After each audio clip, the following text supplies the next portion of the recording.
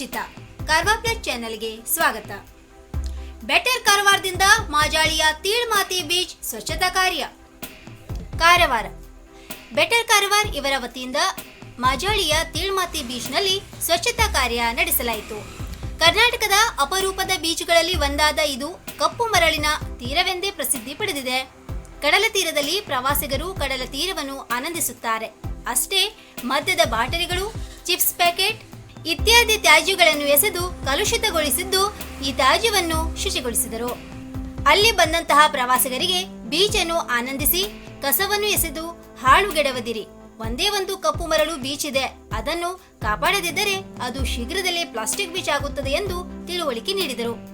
ಈ ಸ್ವಚ್ಛತಾ ಕಾರ್ಯದಲ್ಲಿ ಬೆಟರ್ ಕಾರವಾರ ಸದಸ್ಯರು ಪ್ರೀತೇಶ್ ರಾಣೆ, ಪ್ರಸಾದ್ ಸಾದಿಯೆ, ಅಮಾನ್ ಶೇಖ್, ಉಮಾಶಂಕರ್ ನಾಯ್ಕ್, ಸೂರಜ್ ಗೋಬೇಕರ್, ನಿತೇಶ್ ನಾಯ್ಕ್ ಹಾಗೂ ಮುಂತಾದವರು ಪಾಲ್ಗೊಂಡಿದ್ದರು. ಜೊಯಿಡಾ ರಕ್ಷಿತಾರಣ್ಯದಲ್ಲಿ ಅರಣ್ಯ ಅಧಿಕಾರಿಗಳಿಂದಲೇ ಅರಣ್ಯಕ್ಕೆ ಕೊಡಲಿ ಪೆಟ್ಟು. ಕಾರವಾರ ಅರಣ್ಯಾಧಿಕಾರಿಗಳೇ ನಿಯಮಗಳನ್ನು ಮೀರಿ ರಕ್ಷಿತಾರಣ್ಯದಲ್ಲಿ ಮರಗಳಿಗೆ ಕೊಡಲಿ ಪೆಟ್ಟು ಕೊಟ್ಟ ಘಟನೆ ಉತ್ತರ ಕನ್ನಡ ಜಿಲ್ಲೆಯ ಜೊಯಿಡಾದಲ್ಲಿ ನಡೆದಿದೆ. ಜೊಯಿಡಾದ ಹುಲಿ ಸಂರಕ್ಷಿತ ಪ್ರದೇಶವಾದ ಕುಳಿಗಿ ಸಾತ್ಖಂಡ ಅರಣ್ಯ ಪ್ರದೇಶದಲ್ಲಿ ಅರಣ್ಯ ಅಧಿಕಾರಿಗಳು ಬೃಹತ್ ಯಂತ್ರ ಬಳಸಿ ಅರಣ್ಯದಲ್ಲಿ ಜಂಗಲ್ ಸಫರಿಗೆ ರಸ್ತೆ ನಿರ್ಮಾಣ ಮಾಡುತ್ತಿದ್ದು, ಇದಕ್ಕಾಗಿ 100ಕ್ಕೂ ಹೆಚ್ಚು ಮರಗಳನ್ನು ಕಡಿದು ಬೃಹತ್ ಯಂತ್ರಗಳನ್ನು ಬಳಸಿ ರಸ್ತೆ ನಿರ್ಮಿಸುತ್ತಿದ್ದಾರೆ. ಕಳೆದ 3-4 ದಿನಗಳಿಂದ ಈ ಕಾರ್ಯ ನಿರ್ವಿಘ್ನವಾಗಿ ಅರಣ್ಯ ಇಲಾಖೆ ಅಧಿಕಾರಿಗಳು ನಡೆಸಿಕೊಂಡು ಬಂದಿದ್ದಾರೆ. ಚಿಕ್ಕ ಕಾಲ ಹಾದಿ ಇದ್ದ ರಸ್ತೆಯನ್ನು ದೊಡ್ಡದಾಗಿ ಮಾಡಲು ರಕ್ಷಿತಾರಣ್ಯದಲ್ಲಿ ಮರಗಳನ್ನು ನಿಯಮ ಮೀರಿ ಧರೆಗುರುಳಿಸಿದ್ದಾರೆ.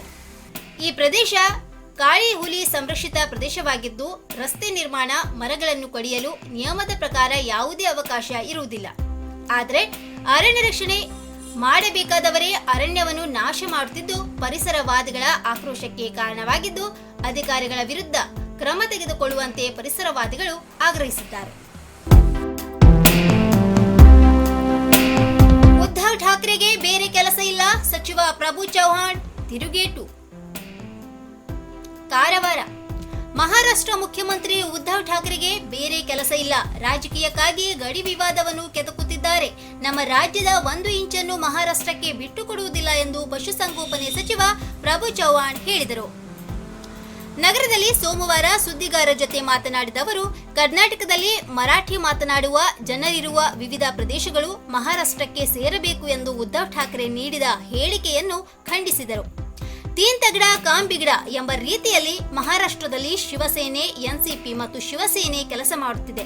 ಅಲ್ಲಿನ ಉಪಮುಖ್ಯಮಂತ್ರಿ ಅಜಿತ್ ಪವಾರ್ ಹಾಗೂ ಇತರ ಮುಖಂಡರು ಯಾವ ಕಾರಣಕ್ಕಾಗಿ ಗಡಿ ವಿವಾದ ಶುರು ಮಾಡ್ತಾರೆ ಎಂದು ಅರ್ಥವಾಗುತ್ತಿಲ್ಲ. ಕರ್ನಾಟಕದ 6 ಕೋಟಿ ಜನರು ನಮ್ಮ ದೇವರು, ಅವರು ನಮ್ಮ ರಾಜ್ಯ ಬಿಟ್ಟು ಮಹಾರಾಷ್ಟ್ರ ಸೇರುವುದಿಲ್ಲ ಎಂದರು.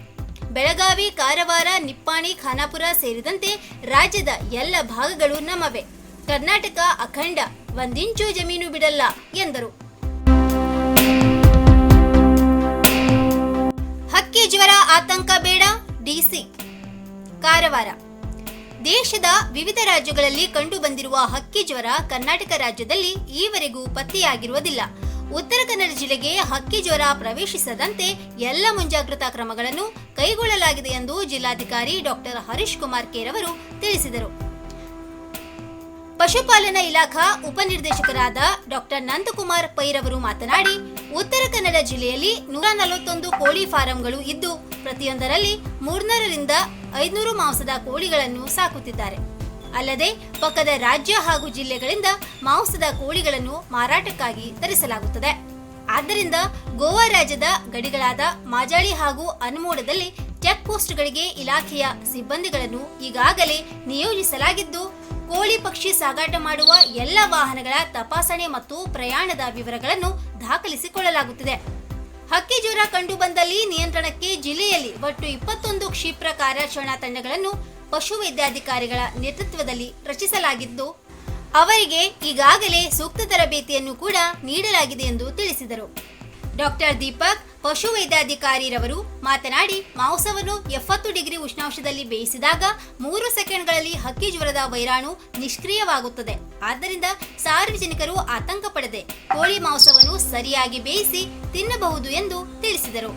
ಜಿಲ್ಲಾಧಿಕಾರಿ ಡಾಕ್ಟರ್ ಹರೀಶ್ ಕುಮಾರ್ ಕೇರವರು ಮಾತನಾಡಿ, 1 ಕಿಲೋಮೀಟರ್ ವ್ಯಾಪ್ತಿಯಲ್ಲಿ ಅಸ್ವಾಭಾವಿಕವಾಗಿ ಕನಿಷ್ಠ 6ಕ್ಕಿಂತ ಹೆಚ್ಚು ಪಕ್ಷಿಗಳು ಸತ್ತು ಬಿದ್ದಿರುವುದು ಕಂಡುಬಂದಲ್ಲಿ ಸಾರ್ವಜನಿಕರು ಕೂಡಲೇ ಪಶುಪಾಲನಾಧಿಕಾರಿಗಳಿಗೆ ಅಥವಾ ಸ್ಥಳೀಯ ಗ್ರಾಮ ಪಂಚಾಯತ್ ಅಥವಾ ಕಂದಾಯ ಅಥವಾ ಪೊಲೀಸ್ ಅಧಿಕಾರಿಗಳಿಗೆ ಮಾಹಿತಿ ನೀಡಲು ಕೋರಿದರು.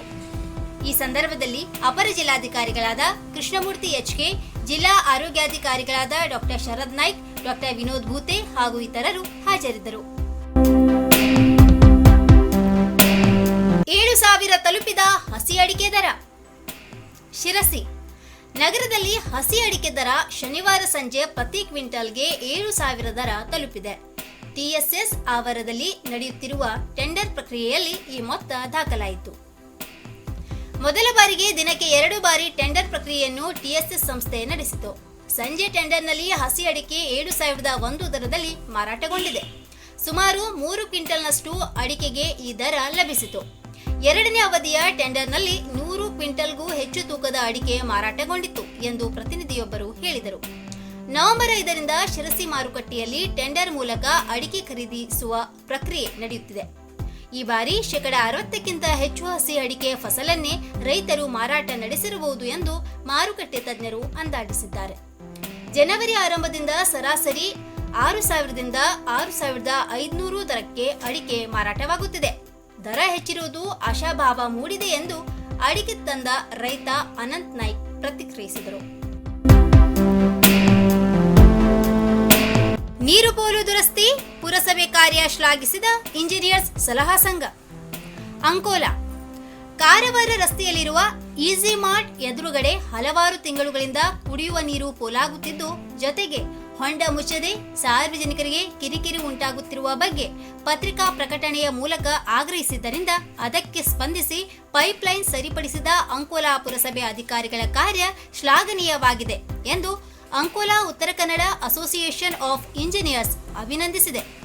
ಈ ಕುರಿತು ಪತ್ರಿಕಾ ಪ್ರಕಟಣೆ ನೀಡಿರುವ Uttara Kannada association of engineers ಅಧ್ಯಕ್ಷ ಹರಿಹರ ವಿ ಹರಿಕಾಂತ್ ಹಿಲ್ಲೂರ್ ಅವರು, ಇತ್ತೀಚೆಗೆ ಕಾರವಾರ ರಸ್ತೆಯಲ್ಲಿರುವ ಈಜಿ ಮಾರ್ಟ್ ಎದುರುಗಡೆ ಹಲವಾರು ತಿಂಗಳುಗಳಿಂದ ಕುಡಿಯುವ ನೀರು ಪೋಲಾಗುತ್ತಿದ್ದು, ಜೊತೆಗೆ ಹೊಂಡ ಮುಚ್ಚದೆ ಸಾರ್ವಜನಿಕರಿಗೆ ಕಿರಿಕಿರಿ ಉಂಟಾದ ಬಗ್ಗೆ ಸಂಘದಿಂದ ಪತ್ರಿಕಾ ಪ್ರಕಟಣೆ ಮೂಲಕ ಸರಿಪಡಿಸುವಂತೆ ಆಗ್ರಹಿಸಿ ಗಮನ ಸೆಳೆಯಲಾಗಿತ್ತು.